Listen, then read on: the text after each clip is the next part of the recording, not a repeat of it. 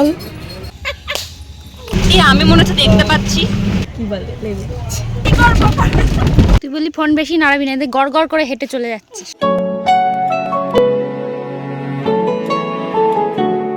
Hi guys, WhatsApp and again welcome back to my channel. So আজকে আমি যাচ্ছি শিবনিবাস, যেটা আশা করি তোমরা থাম্বনেল দেখে বুঝেই গিয়েছো।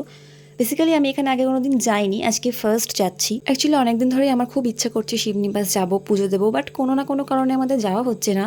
যাই হোক, আজকে আমরা ফাইনালি যাচ্ছি। আর কিভাবে যাচ্ছি না যাচ্ছি সেটাই তোমাদের সাথে শেয়ার করব।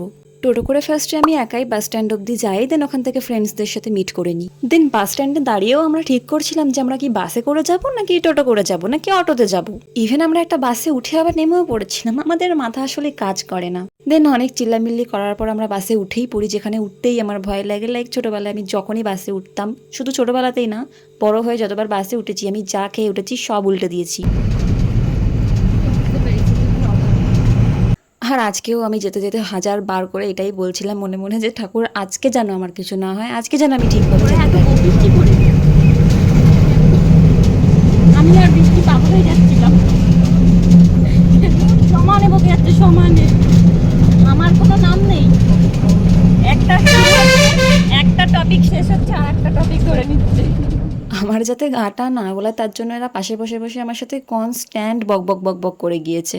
আর ওদের সাথে কথা বলতে বলতেই যে আমি কখন পৌঁছে গিয়েছিলাম আমি নিজেও বুঝতে পারিনি। কালকে তুই গেছিস, আমি আর তুমি একসাথে তোকে কপি করেছি রাস্তায়।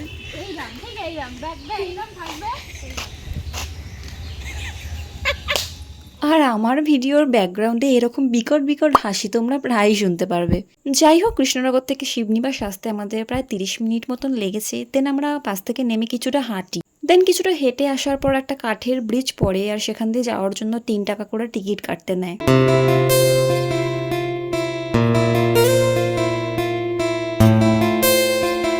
আর এই হচ্ছে সেই ব্রিজ, আর এখানকার ভিউটা জাস্ট দেখো।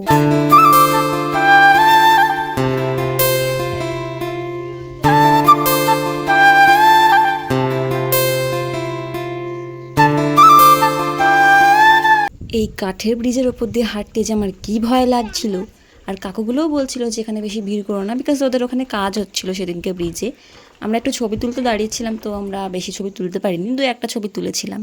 যাই হোক, আমরা ব্রিজ পার করে আর 5 মিনিট মতো হেঁটে পৌঁছে যাই মন্দিরে। মন্দিরের একদম সামনেই এই দোকানটা থেকে আমরা মিষ্টি কিনেছিলাম, আর এই দিদাটার কাছ থেকে আমরা ফুল, বেলপাতা, গঙ্গা জল, দুধ এইসব নিয়েছিলাম। 5টা ফল আছে, দেখো আপেল আর আছে। এটা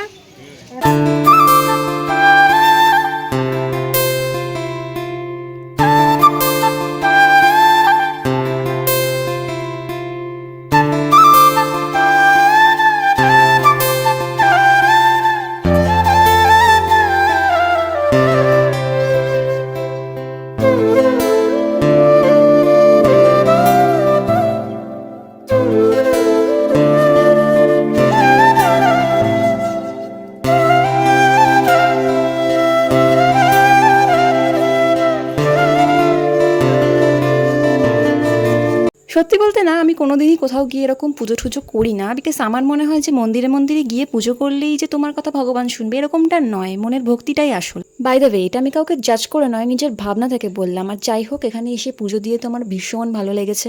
আর এখানে আসা আর একটা মেন রিজন আমি বলছি, শুধু আমার মন চেয়েছে তাই জন্যই নয়, আমি কিছুদিন ধরে স্বপ্নও দেখছিলাম যে আমি শিবনিবাসে গিয়েছি, পুজো দিচ্ছি। সো তার জন্যই আমি আরও এখানে আসতে চেয়েছিলাম। এরপর আমরা মন্দির থেকে বেরিয়ে এসে এই নদীর পাড়ে বসে সবাই একটু গল্প করছিলাম। দেন তারপর টোটো ধরে আমরা গেলাম মাছদিঘি বাস স্ট্যান্ডে।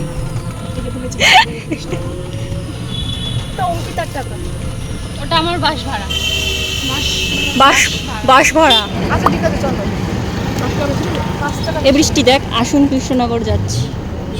5 টাকা বেশি না, 5 টাকা আমার। বাস স্ট্যান্ড থেকে বাসে ওঠার একটাই কারণ, সেটা হচ্ছে আমরা যদি রাস্তা থেকে বাস ধরতাম তাহলে আমাদের কিছুক্ষণ ওয়েট করতে হতো, আর হতে পারে আমরা খালি বাস পেতাম না, আই মিন জায়গা পেতাম না বসার, আর আমাদের দাঁড়িয়ে দাঁড়িয়ে আসতে হতো। আর আমি তো বাসে উঠতে এমনিই ভয় পাই, তার উপর যদি আমাকে দাঁড়িয়ে দাঁড়িয়ে আসতে হয় তাহলে তো হয়েই গেল, কোনো কথাই হবে না। তো তার জন্যই আমরা 10 টাকা দিয়ে বাস স্ট্যান্ড অব্দি এসে দেন বাস ধরি। যাওয়ার সময় আমি সবার সাথে বকতে বকতে গেলেও কিন্তু আসার সময় আমি কারোর সাথে একটা কথাও বলিনি। একদম একা বসে কানে হেডফোন দিয়ে ফুল সাউন্ড দিয়ে গান চালিয়ে এই ভিউটাকে এনজয় করছি। করতে করতে এসেছিলাম। দেন বাস থেকে নেমে যে যার মতন বাড়ি চলে যায় আর আমিও টোটো করে চলে আসি বাড়ি। যাই হোক, সব মিলিয়ে আজকের দিনটা আমি সত্যিই খুব এনজয় করেছি। আর তোমরাও যদি এরকম ভিডিও দেখতে চাও then comment down. And that's it for today. দেখা হচ্ছে নেক্সট কোনো ভ্লগে। টাটা।